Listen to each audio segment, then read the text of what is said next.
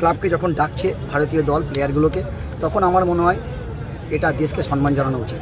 এই জায়গায় আমি মনে করি তোমার যত বড় টুর্নামেন্ট থাকুক, দেশ তোমাকে ডেকেছে মানে তোমাকে পার্টিসিপেট করতে হবে। আমার মনে হয় ওদেরকে ইমিডিয়েট সাসপেন্ড করা উচিত। নমিতার সামনে মোহনবাগানের এফসির ম্যাচ, গ্রুপ সিতে মোহনবাগান রয়েছে, ঘরের মাঠে খেলবে। এই ম্যাচ মোহনবাগানের পারফরমেন্স নিয়ে কতটা আশাবাদী তুমি? এফসির পর্যায়ে কি করতে পারে? এখন তো এটা তো মোহনবাগান খেলছে না, এখানে হিসাব মতো তুমি যদি ভারতীয় দল এখানে এফসি খেলছে মানে তোমাকে একটা বুঝতে হবে দেশ খেলছে, এখানে কোনো ক্লাব কিন্তু এই মুহূর্তে নয়। এটা আমাদের মাথায় রাখতে হবে। আর মোহনবাগান যা টিম, যে কোয়ালিটি প্লেয়ার ওদের আছে, আমার মনে হয় যেহেতু ঘরের মাঠে খেলা, আমি জানি না ওরা হয়তো নিশ্চয়ই ওদের কোচ ওদেরকে নিয়ে পরীক্ষা নিরীক্ষা করবে বা দেখবে, পারি না আমার মনে হয়। আর আশা করি ভালো রেজাল্ট হবে। তুমি ডুরান্ডে কি মোহনবাগানের খেলা দেখেছো? মোহনবাগান যে কটা গ্রুপের ম্যাচ খেলেছে, তারপর কোয়ার্টার ফাইনাল ইস্টবেঙ্গলের কাছে এটা হারলো। মোহনবাগানের টিম কি এখনো ব্যালেন্সড? এফসির মতো ফরেনারগুলো একটু আনফিট ছিল। আমি যতটা আমার চোখ দিয়ে দেখেছি, আমি ফরেনারদের না নামিয়ে যদি যারা খেলেছিল তাদেরকে যদি নামাতো, খেলা কিন্তু খুব ভালো হতো। আর মোহনবাগানের এখনও অবধি ফরেনাররা আমার মনে হয় 60% ফিট, পুরো 50% ছিল না সেদিন। এখন এই মুহূর্তে হয়তো সবাই ফিট হয়ে যাবে, টাইম পেয়ে গেছে অনেক দিন। পুরো আনফিট ছিল, ওদেরকে এসেই নামানো হয়েছে 2-3 দিন প্র্যাকটিসে।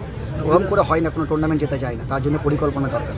আরও একটা বিষয় রয়েছে, সবুজ মেরুন জার্সি তোমার গায়ে রয়েছে। প্রত্যেক প্লেয়ারেরই একটা স্বপ্ন থাকে সবুজ মেরুন, আর তার থেকে বড় স্বপ্ন থাকে ভারতীয় জার্সি গায়ে চাপিয়ে ফুটবল ম্যাচ খেলা, যেটা তোমরা খেলেছো।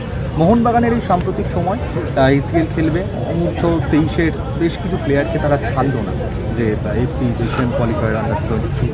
এটা মোহনবাগান মানে প্লেয়ার। দেখো, আমি একটা কথা বলে দিই, দেশের থেকে বড় কিন্তু ক্লাব না, এটা কিন্তু ক্লাবকে বোঝা উচিত। ক্লাবকে যখন ডাকছে ভারতীয় দল প্লেয়ারগুলোকে, তখন আমার মনে হয় এটা দেশকে সম্মান জানানো উচিত।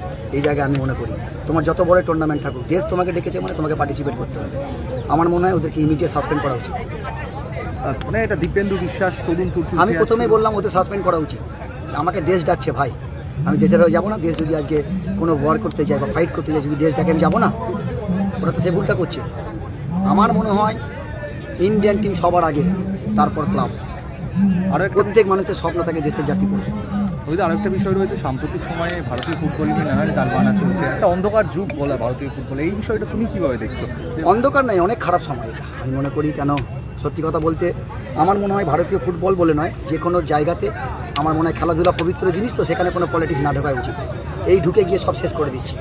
পলিটিক্স বড্ড বেশি ঢুকে যাচ্ছে, বড্ড বেশি ইনভলভ হয়ে যাচ্ছে।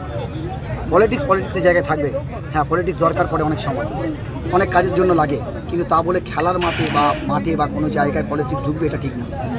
আমার মনে হয় এই জায়গাটা সাদা পরিষ্কার রাখা উচিত।